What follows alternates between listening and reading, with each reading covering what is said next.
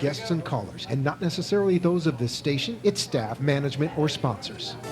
Amp2.tv presents You and Your Doctor, teaching you to live a longer and healthier life.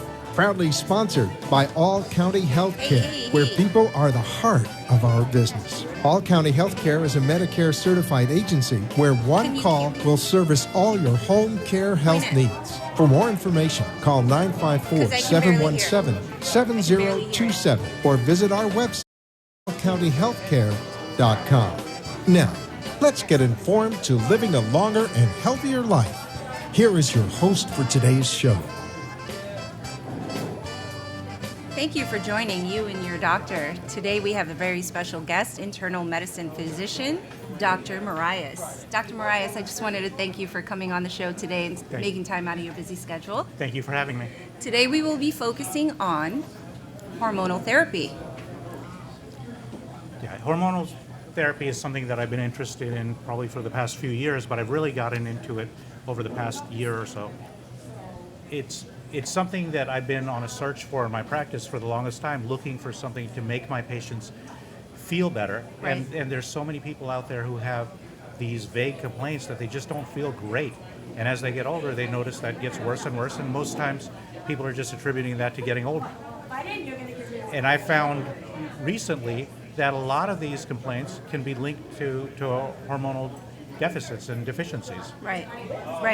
Well, that's very interesting to me because I'm always paying attention to how I feel internally, and some days you don't feel good, and I notice it's mostly when I don't sleep well or I don't eat well, I don't feel very well the next day.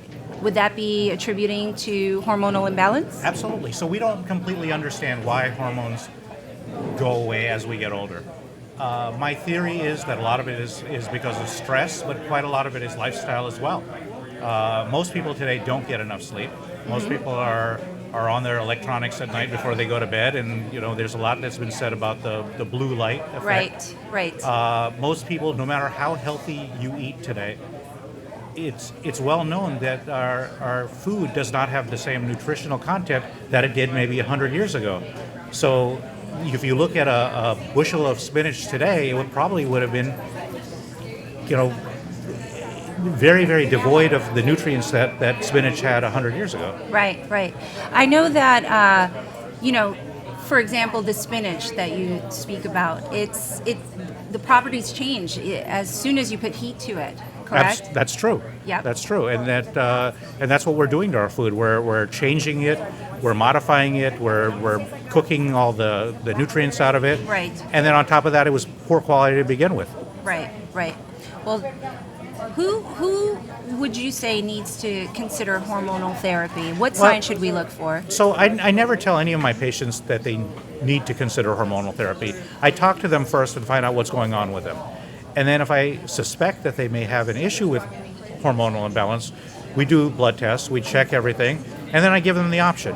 I don't believe that hormonal replacement in most cases is life-threatening. I don't think that this is something that's going to extend your lifespan, but I do think it's a quality of life issue.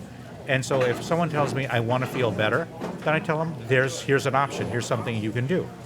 So I'm looking at people who tell me that they're tired all the time. I'm looking at people who tell me that they are depressed or anxious. I'm looking at people who have all sorts of complaints. So many of them can be linked to hormonal therapy. Now, how do you make the determination as to when a patient comes in and tells you all these things and you want to prompt some testing? What does that entail? So we do blood work, and in my practice, I do very extensive blood work. I have been doing this for years. My practice is largely preventive medicine, and for the longest time I focused on preventive cardiology. I'm actually very involved in doing clinical trials on patients with cardiovascular disease, and so we do a lot of advanced lipid testing. Then on top of that, now I've started adding genetic testing. And so I get a family history on people, and if something points to certain genetic disorders, we check for them. One of the ones that I look for is MTHFR. MTHFR is a gene that I think more people need to be looking at. It's strongly linked with cardiovascular disease, and it's linked with anxiety and depression and memory loss and dementia in some people. And it's a very simple fix. If someone has MTHFR and they're a homozygous or heterozygous mutation, which means they have one or two bad copies of the gene, we can put them on a supplement called L-methylfolate, and for the most part, their symptoms get much better. So besides the genetic testing, then we do the hormone levels, and I also check nutrients. And there are some people that I even go beyond that and check the macronutrient levels as well. Wow, that's pretty amazing, and I find that very interesting. I'm always looking to learn more about what will make me feel better. I'm sure the audience here would agree with me on that. We always want to know what will make us feel better. Tell me a little bit more about the genetic testing. How exactly does that work? How far back do you go? Does that matter? So genetic testing, I don't do a huge variety of genetic testing. I don't believe in testing things that are not modifiable. So there's plenty of things I could look for, but if there's nothing I can do about it, I don't see a reason to do it. And same with, like, a lot of people come in wanting the BRCA test for one. You know, the BRCA test has been linked to breast cancer and ovarian cancer and certain other cancers. I talk to my patients first about that and find out from them, how far are you willing to go with the results of this test? So, you know, is it something that's going to dramatically change what you plan on doing with your life? Right. If the answer is no, then why do it? Why have that result? So the genetic tests I do are things that I can modify fairly easily, like put them on a supplement. Or What types of supplements? so again, I talked about the L-methylfolate. I also look at vitamin D. Today, people have a huge there's a large amount of vitamin D deficiency out there. Would you say that has a lot to do with people not getting out as much as they I don't used think to? so. So I once believed that, but so I've been looking at patients, and I like to do these little mini studies in my own practice. I have patients who are super healthy. They exercise, they eat great, and they never go in the sun. And if you don't go in the sun, your skin's going to look great, and a lot of other good things happen too. And their vitamin D levels are perfect.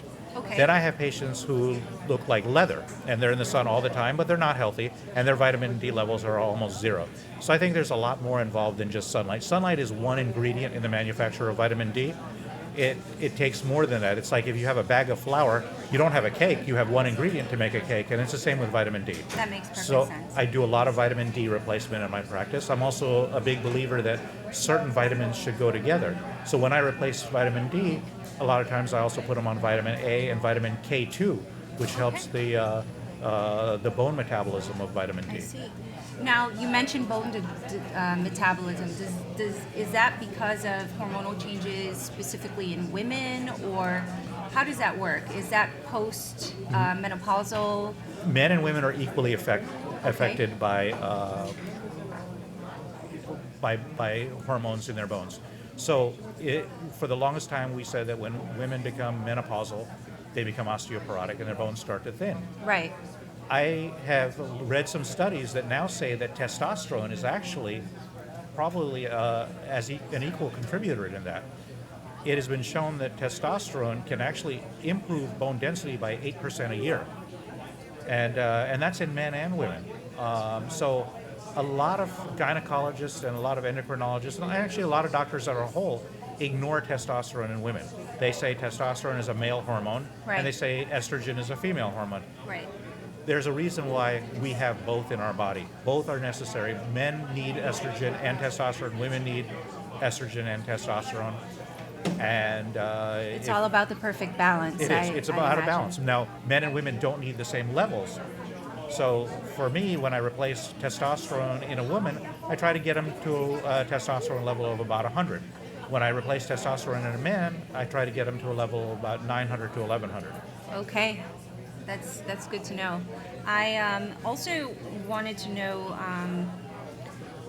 at what point do you recommend for most postmenopausal women, like, when do you tell them, hey, maybe hormone therapy is a good idea for you, we should explore that avenue?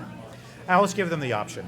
There is evidence that that hormone replacement has been linked with certain types of cancers, Right. and I've looked at that in detail, and my finding has been that it's the synthetic estrogens that are more strongly related with cancer. Things like Premarin, Okay. Prempro, those are artificial. Those are not real. The hormones I use for my testosterone and estrogen replacement are bioidentical. These are hormones that are derived from plants, but they're identical to what you find in human beings.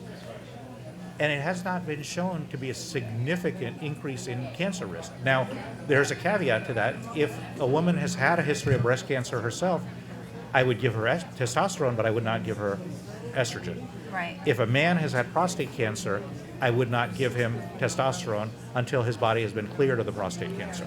Interesting. Is there a specific age group or a more common age group that you do see coming into your office, or is it a broad span of ages? Initially, when I first started doing this, I expected it to be my older patients, maybe patients over the age of 60. I found that not to be true. I think it's all ages. I have patients who come as in their early 20s who have these complaints. Now, I don't necessarily like to replace hormones in very young people. I think that first I try to balance their bodies. And actually, there's a test that I do called IGS. It stands for Integrated Genetic Solutions. This test is amazing. It actually measures about 100 different things, and it runs it through a computer program. It uses genetics, it uses their hormones, it uses their nutrients, and the computer calculates based on how these things interact with each other the exact dose of everything they should be on. That is amazing. The exact dose of vitamin D, exact dose of vitamin A, B12. I think I need to make a visit to his office. Once we correct these things, a lot of times the symptoms get better and their hormones start to get better. The body is very, very finely balanced, and you throw any one thing out of alignment and everything else is going to be affected.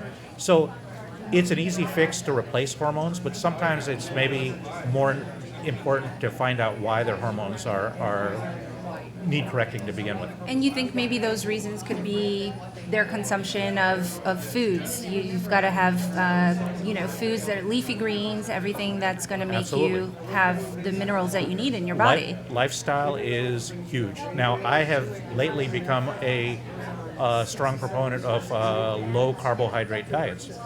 And Why is that? Because I get a lot of mixed stories about the carbs. I mean, sometimes carbs are good when you want to feel the energy, and then carbs are not good when you want to lose inches on the waist. Carbs are good to an extent. Certain carbs are better than others. In my opinion, everything in the body, everything that goes wrong with the body is a product of inflammation. You can blame inflammation on almost everything. You can blame inflammation on heart disease. You can blame it on hormonal deficiencies. You can blame it on depression, anxiety. Yeah. Carbohydrates tend to be very pro-inflammatory. So we want to find a way to decrease the inflammation in the body. The first thing I try to eliminate is the things that I know for a fact cause inflammation, like carbohydrates. Like which ones specifically? I think any of the processed wheats, Like white bread, rice. right, exactly, white rice, bread, pasta. Then I also tell people to decrease their intake of potatoes, definitely desserts, definitely sugar. And it's not true that the body needs those for their carbohydrates. There are plenty of carbohydrates in your other food. There's plenty of carbohydrates in vegetables, and that's a healthy carbohydrate. So in saying that, you also need to look at the brain and the health of the brain. And the brain loves ketones. So I also like to encourage Say that word people. again? What's that? Ketones. So Ketones. You've heard of the Atkins diet. Yes, You've heard I of have. these diets. That's a low-carb diet. Exactly, but that's not how the Atkins diet works. The Atkins diet takes a human being and puts them into a state of what's called ketosis, and that is something that happens in your blood in times of starvation and in times of very low carbohydrate intake. Your brain loves ketones for it to run efficiently. So there's a diet called intermittent fasting, which I'm also a big proponent of. Intermittent fasting. Intermittent fasting is one where people eat during a 6-hour window, and all their food for the day is done in that 6-hour window. I've seen videos on athletes doing this. Mm-hmm. They put a little bit of olive oil on all their vegetables. Yep. And then they stick it in the oven, and that's what they eat, and then they fast for the rest of the day. Would you Right. recommend something like this? Not for everybody. Again, I have to look at people's blood work. I have to take everyone as an individual. I cannot give generic one-size-fits-all recommendations Right. because it just doesn't work that way. Right. So I will tell you, for the vast majority of my patients, I probably recommend a very low carbohydrate diet. For some of them, I recommend the intermittent fasting diet. There's just so many things out there that can affect your body. Yeah. That sometimes it's a combination of several of these things Yes. to get someone. Yes, inflammation I notice when I have some, because I do suffer from some arthritis, and I notice that when there are some foods that I eat, it gets a little bit worse, like stuff that are high in sodium or Yep. things like that. And what foods do you recommend for, people who suffer from chronic inflammation? What do you recommend that they eat in order for them to reduce that? Because I do notice that the inflammation will cause aches, pains, headaches, and it's not fun. It really isn't. It's true, and there's a lot of patients, I put them on an elimination diet, and I'll take certain things away. It's not so much what they should eat, because since so many people eat differently, it's hard for me to give recommendations for someone to eat this, because whether if your heritage, you're going to eat the foods that you're used to eating. Right. So it's easier for me to tell people what not to eat. Right. So I think for the most part, lean meats and fish are a good source of protein. I think all vegetables are pretty much healthy for you. Most of the fruits are okay.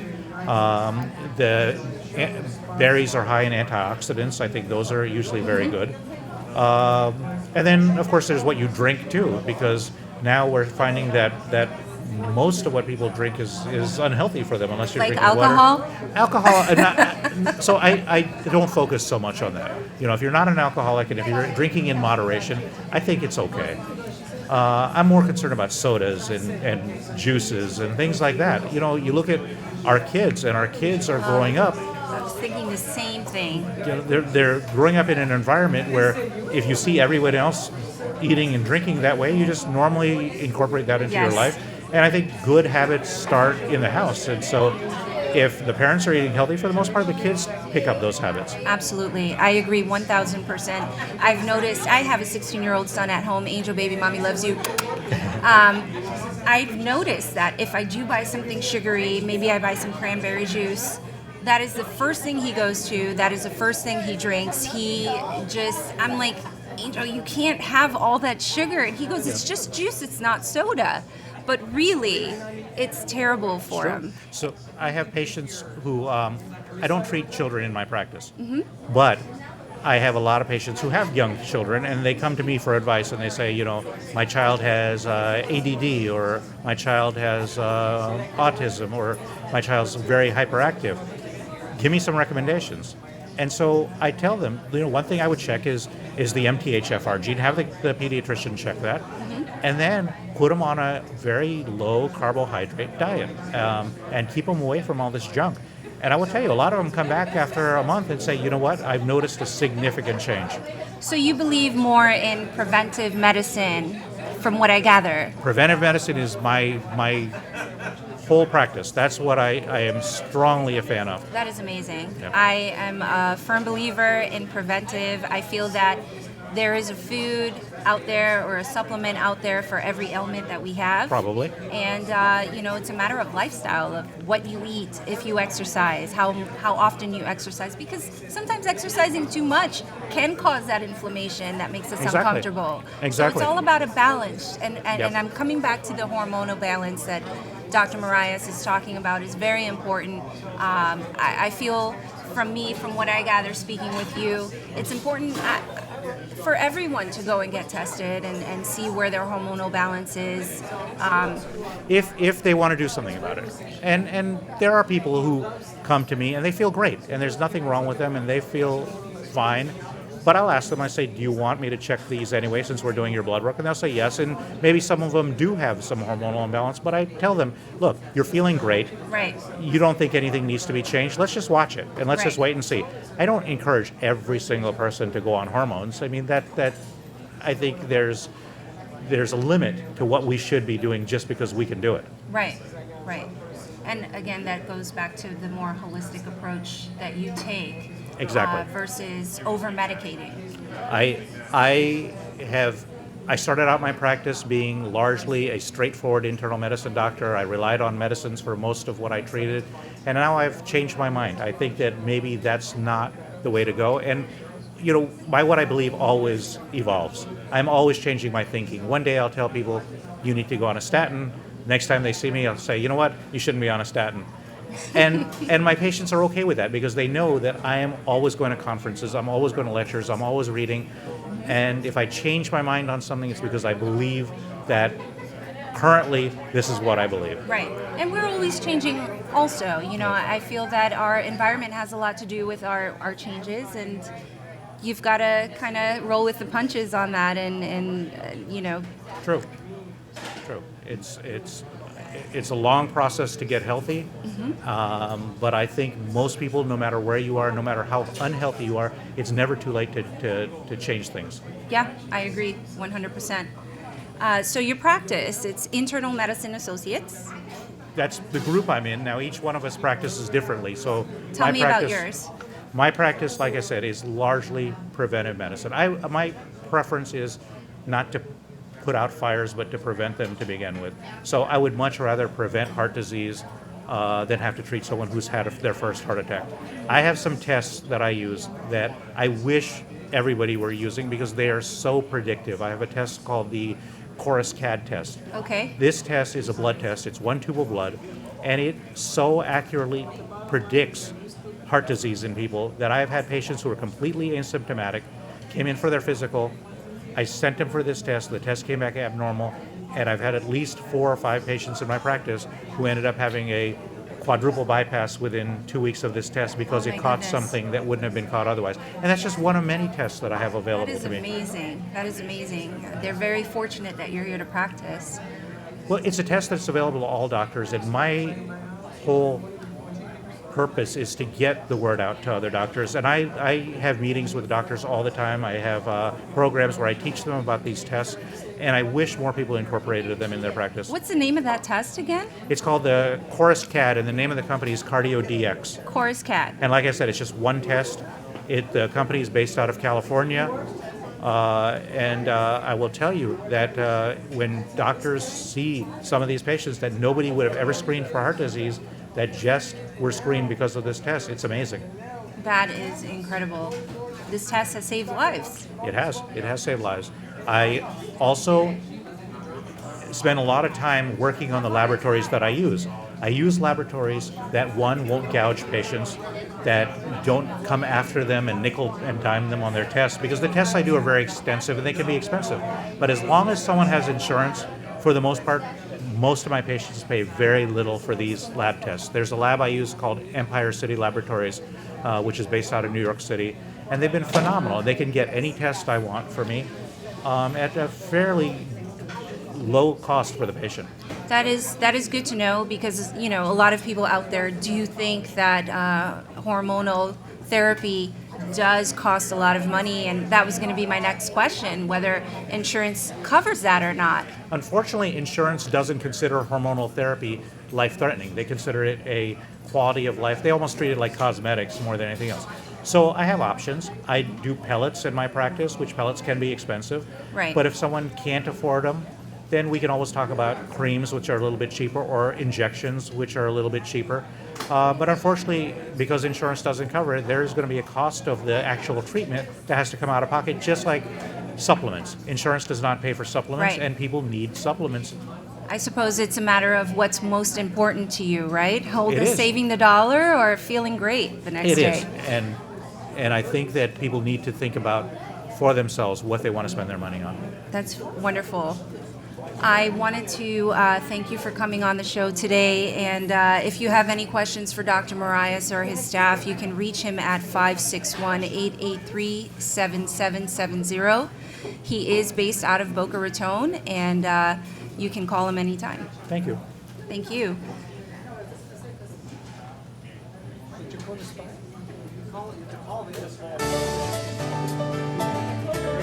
Hi, my name is Deanna Barron. I'm an RN with All County Healthcare.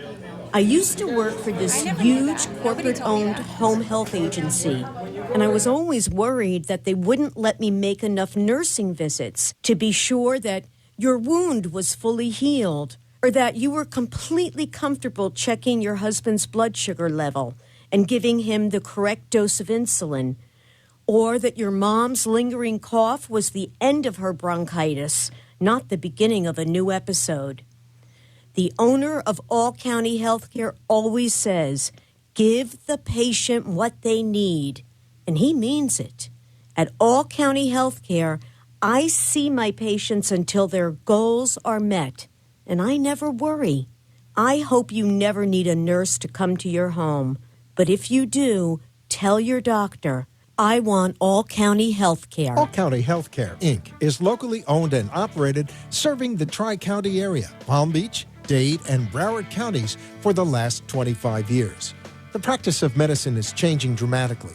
All County Healthcare, Inc. still does it the old-fashioned way, where our nurses and healthcare professionals come into your home to service your medical needs, providing you the fastest and best care possible. For more information, call 954-717-7027. And remember, Medicare Home Care is covered by Part A of Medicare with no out-of-pocket cost to you. It's your decision, and only your decision, on what healthcare agency you use. Call today, All County Home Health Care, Inc. at 954-717-7027. License 200999096. You are listening to You and Your Doctor, Living Longer and Healthier, an informative show that helps you find answers to questions you always wanted to ask, but did not have that somebody that could make a difference in your life. Call into the show if you have a question at 888-565-1470, and we will put you on the air to inform all our listeners. Now, back to our show. Welcome to You and Your Doctor, Living Longer and Healthier, sponsored by All County Healthcare, Inc., a Medicare certified agency. You can follow us on 95.3 FM, 1470 AM, and on our Facebook page. If you have any questions, please call 1-888-717-7170. Ask for Maddie. She will help you with any of your healthcare needs. If you do not catch the full broadcast, it will be aired next Tuesday at 11 a.m. and 3 p.m. Today we have special guest Dr. Weisstein, orthopedic surgeon. Thank you so much for making time out of your busy schedule to visit with us today. Thank you for having me. Yes, of course. So I understand you specialize in orthopedic surgery and mostly hip and knee replacements. That's correct. Tell us about that. Yeah, so I'm a fellowship-trained orthopedic surgeon who spent almost an extra 2 years training on preservation of hip and knee joints, as well as replacement of hip and knee joints. I recently located to South Florida about a year ago, and I was directing one of the largest hip and knee replacement programs in California prior to that. Is that in San Diego? I was actually in an area called Rancho Moraes, Palm Desert, Palm Very Springs. Nice. Very nice, very nice. So welcome to South Florida. Welcome to the show. Thank you. And I'm so happy to have you here because myself, personally, I suffer from shoulder injury. So it doesn't have anything to do with knee or hip replacement, but orthopedic surgery is very interesting to me. I wanted to ask you, I saw a little bit about pediatric orthopedics. Sure. Is that something that you specialize in now, or is that something that you've had in the past? Right, so I actually am part of a world-renowned institute called the Paley Institute, and we're based out of West Palm Beach. Right. And we specialize in taking care of adults as well as children. Okay. But we do see a lot of children because we're at the only children's hospital in Palm Beach County, which is at St. Mary's Medical Center.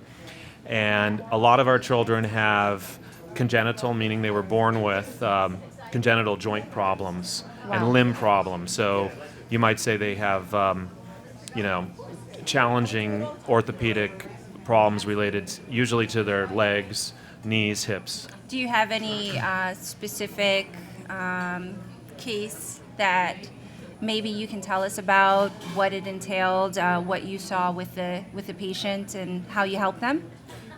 Sure. I mean, if one of the great examples that I've seen since I've been here is related to a 14-year-old from the islands. We see a lot of islanders here in Palm Beach County. Okay.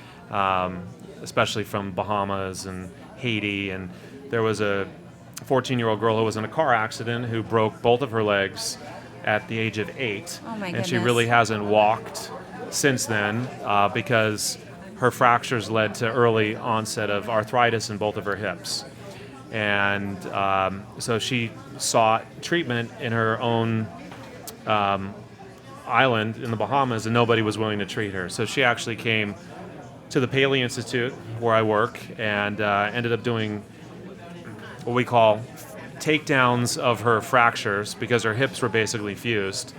And we took down both sides, replaced both of her hips, and now she's a happy high schooler, no pain, walking, That and is it's one of those amazing. special stories. That is really amazing.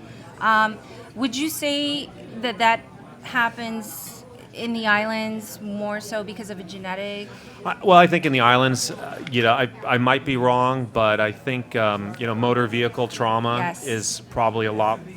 Maybe we're in South Florida. I should probably take that back. Right. But that's motor okay. vehicle trauma is pretty common in The Caribbean. developing islands, developing Yes. countries. Absolutely. I've seen a lot of it in South America. I've Yeah. gone a lot of times, and it's unfortunate. But we are lucky to have you here helping the quality of lives for children as well as adults. The Paley Institute. Now, if people want to learn more about the Paley Institute, you can visit their website at www.paleyinstitute.org. Tell me more about them and what makes them so world-renowned. Yeah, so at the Paley Institute, we take care of the simplest to the ultra most complicated cases that a lot of surgeons either have no experience with or really feel very uncomfortable caring for. So we see things that the average orthopedic surgeon often will see maybe once or maybe never during their entire career. That's commonplace to us. So for example, there are patients from the Middle East, from Poland, from Russia, from South America who come directly to the clinic for very specialized care. Right. Now I should say that we don't just take care of very complicated things. We actually have the biggest concentration of pediatric orthopedics in Palm Beach County. But at the same time, we're growing in all directions, taking care of bread and butter orthopedics like simple, straightforward hip and knee Right. problems and simple sport-related injuries, things like that. Okay. So when it comes to hip fractures, what types of fractures are there? How many? What do you see the most commonly? Tell me more about that. Obviously, in South Florida, with our senior population, we see a lot of hip fractures. Right. Very common, especially in the emergency room environment. Right. The different types of fractures really are based on where they occur. Some fractures are taken care of by plates and screws or nails, and other fractures really are taken care of by replacement. And the big difference is whether or not the surgeon feels that the bone is going to heal. I see. There's been a big move towards total hip replacement Right. for fractures, especially in younger active people, whereas in the old days, total hip replacement wasn't so popular because people really didn't know that it would be an acceptable form of treatment for our young active patients that had hip fractures. So, as far as hip replacements with younger folks, what would bring that on? Is it sports, and what types of injuries are you dealing with? Right, so I mean, obviously we have fractures that can go on to develop arthritis, very common fractures of the pelvis and around the socket of the hip. There's another condition called avascular necrosis where the blood supply to the hip dies off. That's another very common way people end up with arthritis who are younger. We see early onset arthritis in extremely active patients. Okay. We also see it in patients who have congenital hip dysplasia. So young people who are born with hips that may not necessarily have a normal ball and socket. I see. So we call that hip dysplasia. We Wow. see a lot of that up at the Paley Institute. Now, what does that entail when you're doing a hip replacement? Now, Yeah. I saw things online about 3D printing, and I wanted to know a little bit more about that. I wasn't sure if it's something that you do. Right, so 3D printing is a huge technology in orthopedics. It's one of the newest technologies where people are using printers to make artificial bones and artificial joints. For joint replacement, 3D printing isn't necessarily being used widespread at this point, but the essence of a joint replacement, as you asked, is really replacing a ball and resurfacing the socket. So there's a lot of ways to do it, but at the end of the day, there's a new ball, and the socket is resurfaced usually with plastic or metal. Oh, interesting. What's to be expected post-op when somebody undergoes such a large surgery? So yeah, I mean, in the old days, people thought of hip replacement as a large surgery, like you're saying. Yeah. But I mean, in reality, It's a big deal. okay, it is a big deal operation, and we consider it major surgery. But with appropriate mechanisms in place, like a really good anesthesia team, Yes. a really good nursing staff, a really good surgeon, a really good operating room, hip replacement has essentially evolved, at least in my practice, to a procedure that lets patients either go home the next day or maybe 2 days after. But That is incredible. Yeah, pretty. I would have never thought 1 Yeah. or 2 days recovery. Yeah, so I mean, it's actually very common 1 or 2 days in the hospital, and even for the right patients, outpatient, literally surgery in the morning, out by the evening. That is incredible. Yeah. Where exactly do you perform your surgeries? So currently I'm at St. Mary's Medical Center and Where is that? West Palm Beach and, Okay. and Good Samaritan Medical Center, but I will be getting on staff in Boca Raton and doing cases out of West Boca Medical Center. That is amazing. So you're new to South Florida. You're working with the Paley Institute, which is world renowned. It's the #1 institute. If you have an issue with your hips or your knees, that's where you want to go. And think so. And you're starting your practice here locally in Boca, right? When's Right. your first day there? So probably the first week of July, I'll be working here in. That's great. Yeah. We're happy to have you here. Thank you very much. Yeah. So that's you speak English and Spanish, right? Yes, I actually majored in college in Spanish. That is incredible. Where, obviously you're going to use it a lot here in South Florida, but do you practice it often? Are you fluent? Can you read and write? Yes, I can read and write. Getting into medical school, when I was applying to medical school, was challenging. Now it's off the charts. Like, I'd hate to be somebody applying to medical school now, but, still you try to differentiate yourself, right? So Right. I took Spanish. I thought it would make me look different. I also grew up in California, so a lot of people speaking That way. Spanish in California, and I knew Right. that as a physician, I'd be taking care of these patients. So I Right. actually have fairly good followings of patients who feel very comfortable speaking That is their native amazing. language to a doctor. We have so many South Americans here, and Oh, yes. people from Puerto Rico, and okay. Actually, and my wife is Brazilian, so Wonderful. we Okay, speak at home. So you're learning Portuguese as well. I am learning Portuguese, yes. The Portuguese and the Spanish, it's very similar, but sometimes there are words that are just totally different. So you Absolutely. think you were going to know that, but no, that's me all day. That's right. So as far we talked about the hip, wanted to talk about the knee. How does that work? What is the majority, the bulk of the age group in patients that you see that need knee replacements? I mean, so the majority cluster, between 50 and 75. Okay. Obviously, arthritis is the #1 diagnosis that leads patients to have hip or knee replacements, and obviously, every decade, arthritis becomes more common. What can we do to avoid it? Yeah, it's a great question. I have that question Please tell me, I every need to day. know. Right. So there is no magic pill. Okay. Okay. There is no magic injection. Okay. But I think, I divide it up into thirds. I think 1/3 of it is probably genetic. Okay. Okay. So if your mother or father had it, you may be a little bit more predisposed to having it. I think 1/3 of it is lifestyle. Okay. So we know that exercise is good for bones and joints, keeping the muscles strong, helps offload the forces to the joints. Right. I think staying an ideal body weight is obviously preferable. We Of know that course. obesity or being overweight can lead to early arthritis. And then I think 1/3 of it we really don't understand completely. There are factors that are still being studied. People hear a lot, especially in South Florida, about stem cells and fancy Yes. injections. Tell me about stem cells.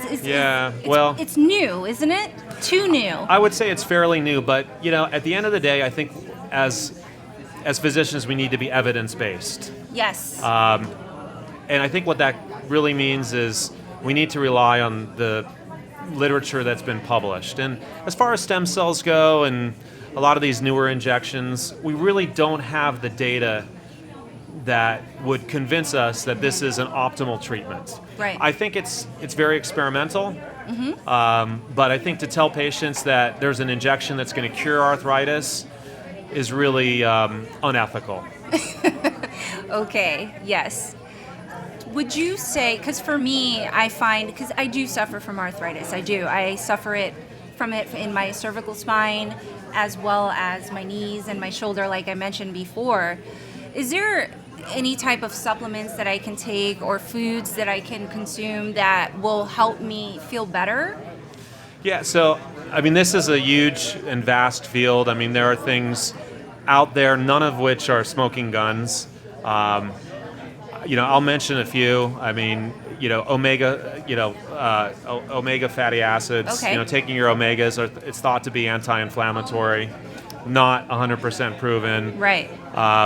Glucosamine and chondroitin, which are, a billion-dollar industry. Supplements. These are cartilage supplements, essentially. Right. Really well documented results in the veterinarian literature, but not so much in the human Interesting. literature. I did not know that. So a lot of people buy that. If you go to Costco, you see Kirkland, glucosamine and chondroitin. There's a whole section Yeah. for just supplements. Right. And glucosamine's one of the most popular ones amongst my friends who Right. work out all the time at the gym. Yeah. I see them every now and again. Right. So at the end of the day, I don't know if they actually help. There's no smoking gun data. Right. But some people really do swear by them. So I think if, they probably aren't harmful, certainly fatty acids Yeah. are probably good for you. What about foods? How can I get that Yeah. in through foods? Because me personally, I'm not one to take a lot of medication or even supplements, something that's, man-made. Yeah. What can I eat as far as food that will help me? Well, I think, the answer to that question probably is, eating a healthy, balanced diet without sounding overly generic. A healthy, balanced diet. There is no food that prevents arthritis necessarily. I think, drinking alcohol and, high-fat diets. All in moderation? All are probably okay in moderation. At the end of the day, I think it's all about just having a balanced, healthy diet and trying to keep toxins like alcohol and high-fat diets away from. I've noticed, and being guilty of this myself, we always wait. We always wait for something to happen to get to the doctor's office. Right. When should we, obviously if we're paying attention, when should we say, it's time to go see Dr. Weisstein at Paley? I'm not feeling very right in my knee or in my hip. When do we say it's time to go to the doctor? I think it's a great question. Without being evasive, I can't say that there's a perfect time, but certainly I think if you're having aches and pains, I don't think you need to rush to the doctor. Okay. If they've been going on for months, you've tried some anti-inflammatory, something like Tylenol or Advil or Aleve. Okay. You've given it the tincture of time, so to speak, and it's not getting better, then I think it's worth seeing your physician. Right. But I don't think, if you wake up Saturday and your knee's hurting, you need to make an appointment to be seen on Monday or Tuesday. No. I think that's probably the better things to do in South Florida. So than, consistent Yeah. symptoms would ultimately, you Yeah. got to pay attention and say, hey, time to go see Dr. Weisstein. Yeah. Yeah. Okay. Well, I know that you've been practicing for quite a while now. It's been how long? About 12 years. 12 years. And I also saw that you were at Mount Sinai for a little while, right? Medical school. Yeah. So Yeah. my mom works at the hospital that it used to be NYU. Right. Yeah. So how was that experience? Was it good for you? Yeah, what's there not to like about living in New York as a single person, right? I mean, Agreed. it's I'm from New York. very exciting. Yeah, I mean, it gave me an excuse to walk Central Park every day, and Mount Sinai is on Madison Avenue up in the hundreds. Right. It was a fantastic experience. I mean, I think there's something to be said for that hospital in particular. The I classmates, hear great things about it. great training, great, Yeah. just it was phenomenal. That's great to hear. That's great to hear. So I wanted to ask you a little bit about robotic surgery. Sure. What does that mean? What's robotic surgery? People think robots and they think the Terminator. Yeah, right. That's a great. No, exactly. I actually call that the Star Wars era. That people have, especially the senior population, has this fascination with, like the Star Wars generation, Right. And they think somehow that, Hey, I'm not a senior. C3PO or R2D2 is doing the operation, but it's not really like that. What is it like then? Explain it to us so that we can understand.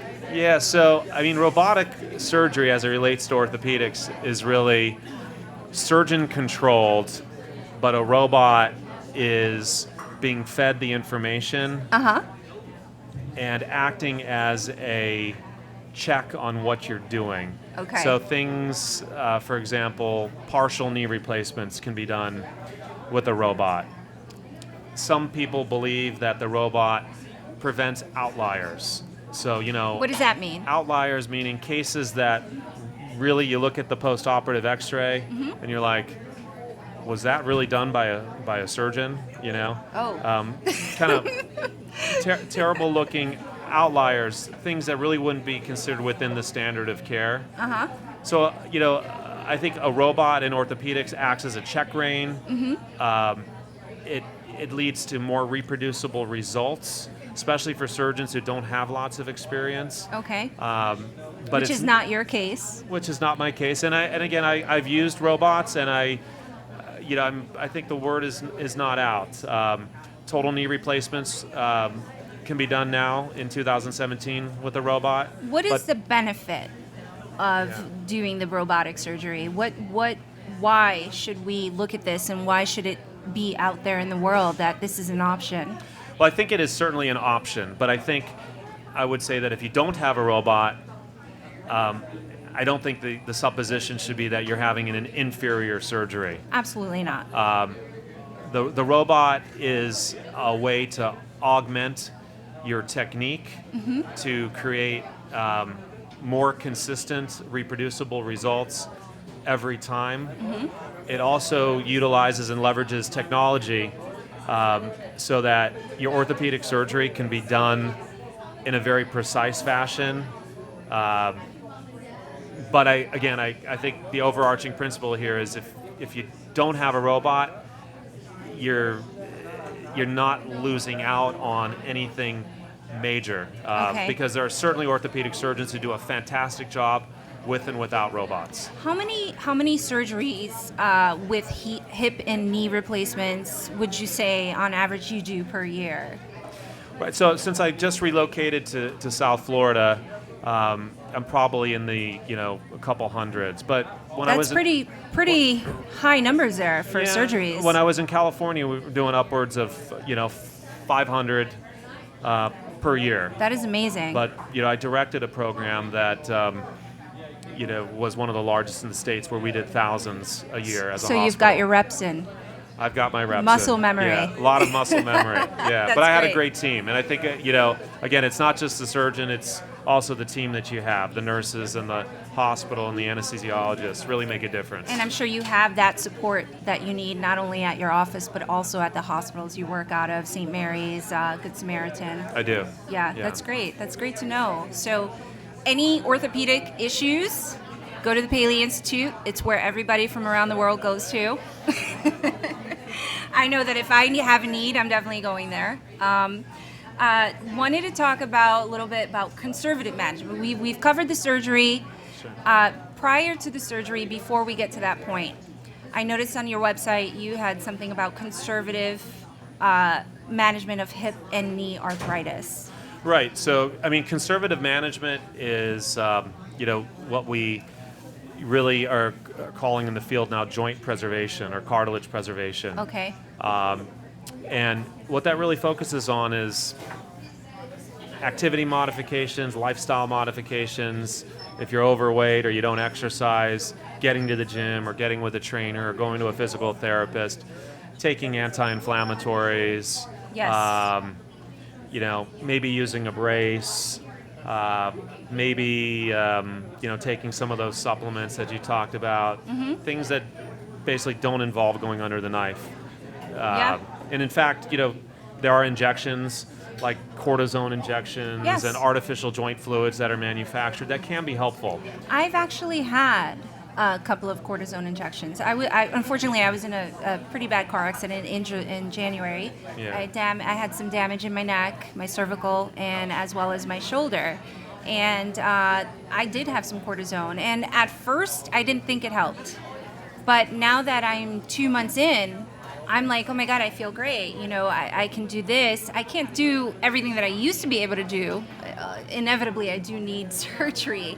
But it is really helpful, and it does buy you some time. Absolutely, and buying time is really important. I see, as many doctors do down here, patients who, they're living in their golden years, and they've got cruises to go to and bar and bat mitzvahs to go and weddings to be at, and they want to buy some time. They don't want to spend 3 months recovering from a hip or knee replacement.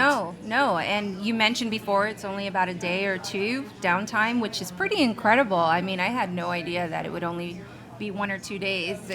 People think, oh wow, my whole hip is being replaced or my knees are being replaced, and they're thinking, oh, I won't be able to go to work for 3 months at least. Well, the kind of the mantra now is a wellness approach. Right. And when we look at patients who have hip and knee replacements as healthy people who, maybe they have a flat tire, but the car is functioning really well. Yeah. They need a tune-up and on their way. In the old days, these patients were looked at as like hospitalized, sick patients. Right. But everything is really turned towards a wellness approach. Yeah, that's pretty amazing. I think that probably the majority of the population would think it would take a long time to recover from something like that. It probably takes longer to recover from knee replacements than hip replacements, for sure. Something Why is about that? the knee. I think the knee is just a different kind of joint. They're, it's skin and bones, whereas the hip has got a lot of muscles around it. It's a deeper joint. Right. Patients typically after knee replacement moan and groan longer than patients do after a hip replacement. Now, and also, a lot of people think, oh, it's a total hip replacement. No, there's partial, right? Yeah, so there are partial under the right indications. There are partial knee replacements under the right indications. And, essentially it comes down to what your x-ray looks like and what the expertise of your physician is. Some physicians don't like doing partial knee replacements, Why not? for example. Well, historically, partial knee replacements, according to registry data, from countries like Australia, for example, haven't had the track record of total knee replacements. But that's very controversial because a lot of it does come down to surgeon experience. Typically, surgeons are a lot better at doing operations that are most familiar to them, and that's total knee replacements. Right. So an operation like partial knee replacement, which is much less common, probably doesn't have the same type of expertise being thrown at it. That's great information to have. So, just, wanted to mention again the website to see the information that we're speaking about today is thepaleyinstitute.org. That's O-R-G. And I believe this one is in West Palm Beach off 45th Street. It is. We're right on St. Mary's Medical Center campus. That's great. And then your private practice is going to be locally here in Boca. Correct. Whereabouts exactly? So it will be on essentially Palmetto and between Jog and Southwest 18. That's great. That's great. Well, I do want to thank you, Dr. Jason Weisstein, for taking the time to come and see with us and educate our audience on what it takes, to watch out for your knees and your hips. Yeah, thank you so much. Thank you very much for having me. Thank you so much for joining us tonight on You and Your Doctor. We'll see you next week on Tuesday. You can listen to us on 95.3. Watch us on All County Healthcare Inc. on Facebook Live. Melissa Santiago signing out. Take care.